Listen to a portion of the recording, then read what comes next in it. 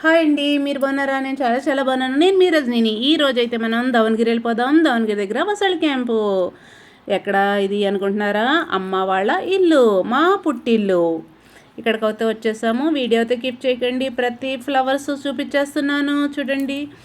కాడలిల్లులు, మళ్ళీ సూజి మల్లెలు, కనడా మల్లెలు అన్నీ కూడా ప్రతి ఒక్కటి చాలా చక్కగా ఉన్నాయి. మందార పూలు అన్నీ కూడా.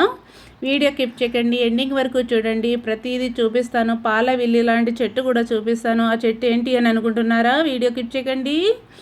చెట్టు దగ్గరికి అయితే వెళ్ళిపోదాము చక్కగా.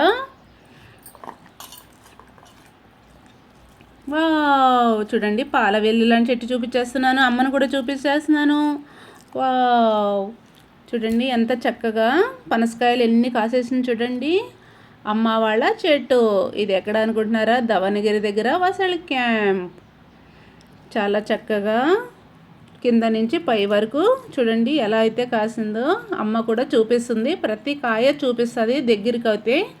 వీడియో అయితే కిప్ చేయకండి, ఎండింగ్ వరకు చూడండి. చిన్న కాయలు కానించి పెద్ద కాయల వరకు చూపిస్తుంది అమ్మ కూడా. అద్భుతం, అమోఘం, సూపర్ టేస్టీ. పండు అయితే అయిపోతుంది.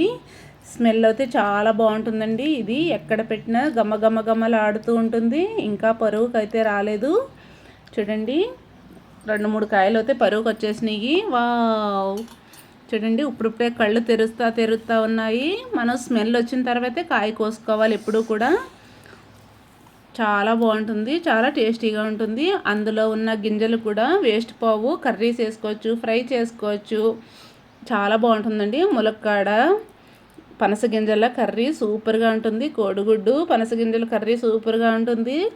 నేనైతే చాలాసార్లు చేశాను. సూపర్ టేస్టీ అండి.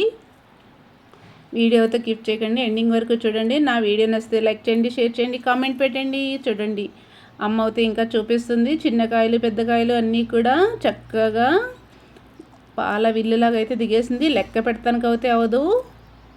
ఎంత చిన్న చెట్టు, ఎంత కాయ అయితే కాసింది చూడండి.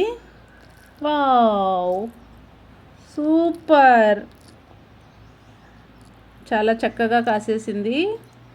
ఈ ఏరియా కోల్డ్గా చల్లగా ఉంటుంది, అందుకని ఇక్కడ కాయలు అయితే ఎక్కువగా కాస్తాయండి. రాయచూరి ఏరియాకి అయితే అస్సలు కాయు. దావణగిరి ఏరియా అయితే చల్లగా ఉంటుంది, ప్రదేశం కూడా చల్లగా ఉంటుంది. నా వీడియో నచ్చితే లైక్ చేయండి, షేర్ చేయండి, కామెంట్ పెట్టండి. Bye bye, see you.